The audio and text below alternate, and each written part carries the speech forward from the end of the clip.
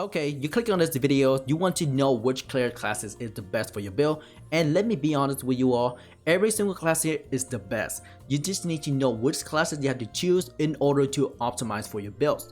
With that being said, for this videos, I'm going to give you guys my honest opinion for the cleric classes for 2020.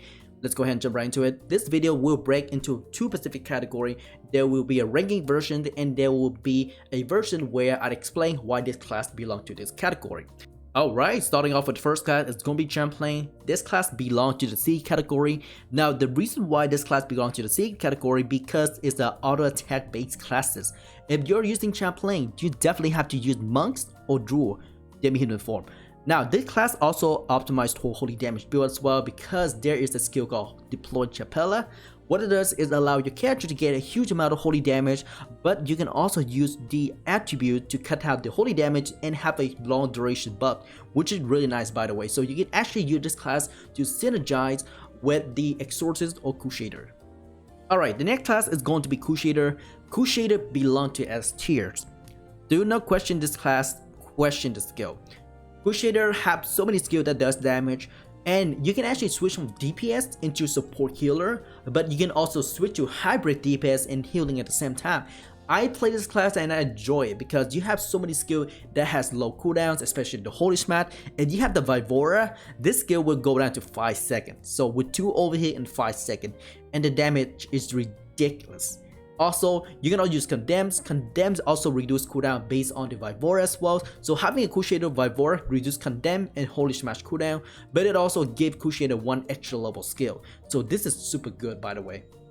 Next, we have Zealot. Zealot belong to A tier.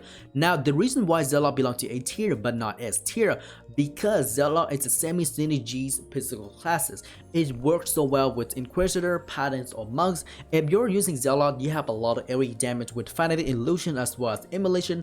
However, the cooldown is super long, as you notice that Immolation has 40-second cooldown and Fanatic Illusion had 20-second cooldown. You also have the ability to blink around, which is called BDI. It also increases your minimum crit chance as well as crit chance. So this way, you have an option of getting close to your enemy as well as dealing damage, which is pretty good by the way in my opinion. Alright boys, next we have Druid. The Druid is the S tier class. The reason why Druid is the S tier class because this class can do everything.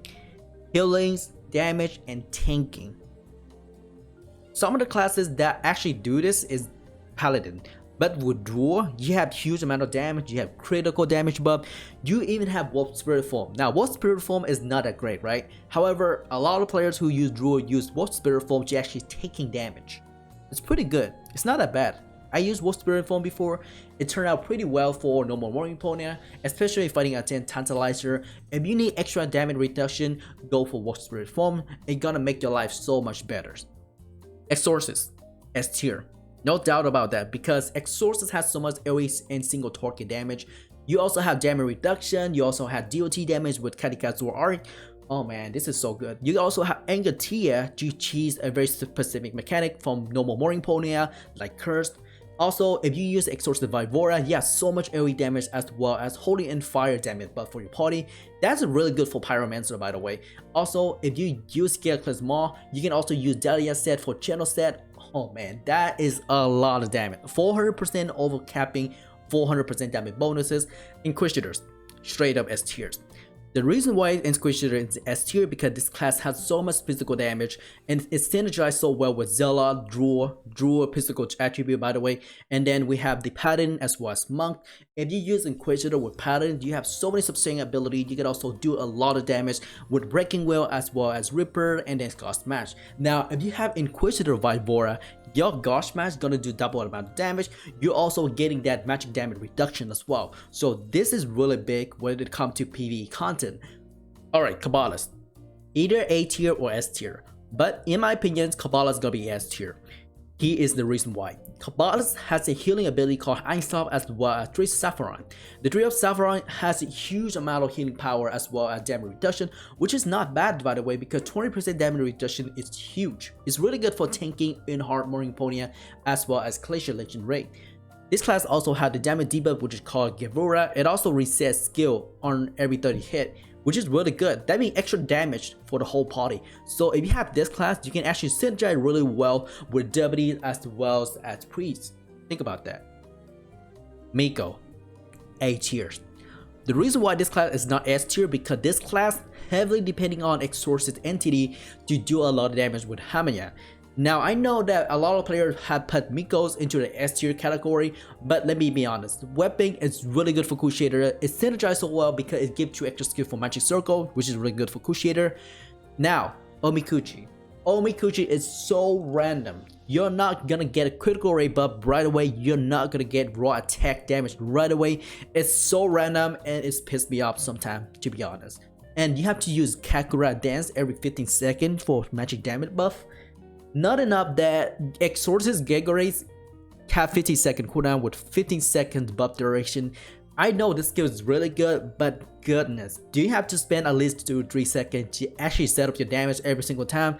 It's super annoying sometimes, and if you're taking a lot of damage as a Miko, you have to use healing ability to keep yourself alive every single time, and with that you have to run away from the bosses and then you move the boss away from Hamaya, which is very annoying. But overall, Miko does a lot of damage in my opinion. Monks, B tiers. This class could have been A tier, could have been S tiers if IMC did not ruin Palm Strike with the new attributes. Let me be honest, how many of you actually use the new attribute for Palm Strike instead of Infinite Energy Blast? Be honest. Not many of you. Not a single one who actually used the new Palm Strike. Maybe you use it for the fun of it, but the majority of the monks players enjoy monk because they love monks. They actually use double punch for some of the auto attack build, which is really nice by the way. There is Infinite Energy Blast for CM. You don't have to worry about any other skill other than using Energy Blast. You can also use Energy Blast to synergize with Inquisitor, Breaking Will, but come on. Palm Strike could have been... You know what? Why not do double punch art? Let double punch to activate Palm Strike and hand knives on chance with double attack. That will be really good for monk. Let me be honest. The only way that I'm putting monks in B tiers, this class could have been C tier or D tier, but I'm putting it for B tier because monks is really good with Infinite Energy Blast. And that's about it. Maybe auto attack build, but Infinite Energy Blast is the best way to build monk. Alright boys, Oracle, S tiers. This class has Demon Minds, which give 1 extra skill for any skill, which is really good by the way. Like this is free. If you have an Oracle in your party, this is completely free. You also have the magic damage reductions with the counter spell as well as foretell, which is really good. You have the extra damage buff from prophecies, which gives you a huge amount of damage buff as well as immunity against stun, slow, etc. You have Death Sentence, which reset every time you kill monster with Death Sentence debuff, which is really good for CM if you think about that. This is really good. This is a huge #1 classic support in Cleric at the moment right now. Paladin, either A tier or S tier, but I'm putting you at A tier because this class is really good for very specific compositions, tanking and taking damage, and dealing decent amount of damage as well as supporting the party, which is really good by the way. I'm not gonna argue that Paladin is bad, but the fact that Paladin is really tank with Stone Skin, extra healing with restoration. You can also convert healing into SP healing as well, so there's a huge plus for magic shield builds for all the wizards out there. You gotta or enjoy Paladin the most. Conviction, extra damage for poison, fire, ice, lightning, earth. I'm not gonna argue with that. This is huge by the way. Burst damage with demolitions, extra defensive mechanic with barrier, pushing monster away for singularity, and it's taking damage for party. Come on, this class is so good. You can also heal with convictions. Think about that. And then there's Holy Ground for damage reduction. So this class, the moment you step in with Holy Ground, a perfect full build Paladin for tanking, I'm gonna tank everything. It's really good. Next, we have Paladiners. A tiers or B tiers? B tiers. The reason why this class is B tier because it have a spell called Spell Shop. I just wish that this could have been attributes instead of skill level. Let me be honest. With attribute, it's gonna be much better, and then that means that partner gonna have more extra skill to use instead of investing to the Spell Shop. And then there's the other one, it's called Simony. I gotta be honest. This class is really good at selling specific skills. So for example, Turn Dead for DCP, everybody use Turn Dead scroll, which is really nice by the way. but this class only have a few offensive and defensive ability. For example, increased magic defense, which is really good for Morimponia, and it's really good for Lynching Glacier as well. Discerning Evil, that's not bad at all. It's extended debuff, which is really good for most classes like Plague Doctor synergies as well as Krivis synergies. And then we have the healing ability, but also preventing from debuff, which is not bad at all in my opinion. But the healing is just good. It's not as good as restoration in my opinion. It's bad, really bad. Overall, Partner is pretty good in terms of selling buff and giving buff in selling scrolls, but in a situation where using it in action battles, I can only see that this class only benefit for increasing magic defense and then dealing with the debuff.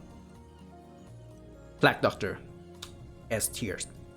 The reason why this class is S tier because the moment this class get the Plague Doctor Vibora, this class is unstoppable.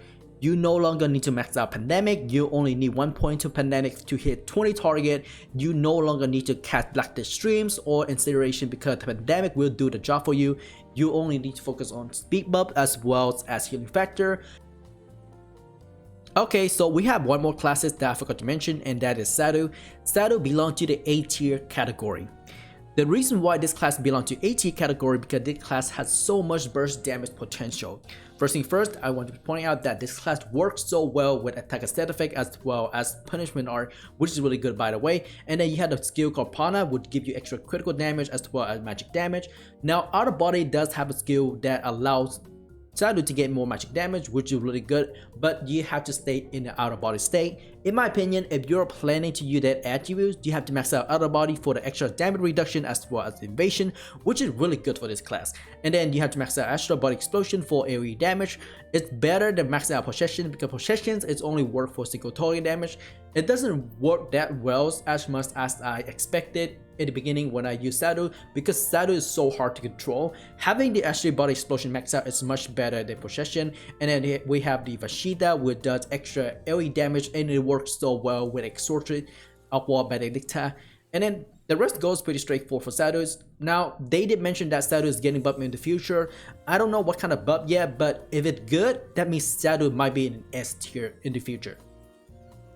Okay, so I do have one more classes for Cleric, and that is Priest. Priest is an S tier class. Now, the reason why Priest is S tier because Priest has Mass Heal, which is really good for AoE healing, revival tool like Revive Bug, Resurrection. These two are the top right here. You definitely need Priest for endgame content like Lynching Glacier as well as Hard Morimponia. It's very situational, but Priest does have a defensive tools such as Blessing, Sacrament, and then Aspersion. Aspersion is really good by the way because you can deal with physical damage by having high physical defense. This one is really good as well. And then lastly, I do want to point out that Priest Vibora is really good. If you're having an overload stack with Priest Vibora, you can reduce the cooldown for Mass Heal, so technically you can spare Mass Heal without having any problem. Alright folks, that is pretty much for all this video. Thank you very much for watching. Now, I know I'm a little bit harsh on some of these classes, but let me be honest, Chaplain needs some help. Chaplain needs some buff, and we are getting it in the future update, which is really nice. Monks, oh my goodness man, who used Palm Strike for PvE? Like, the new attribute is really nice by the way, but nobody actually used it instead of Infinite Energy Blast. And then Partner, make the spell shop into your attributes because that's going to be help a lot with Partner. You can actually make a new skill for Partners instead of spell shop. And then the rest of the classes is very situational in my opinion. Krivis could have been S tier, but right now it's going to be A tier depending on how they're going to put the Krivis Vibora in the future update. Anyway, this is Sadhu once again, and I will see you all in the next videos. Peace out.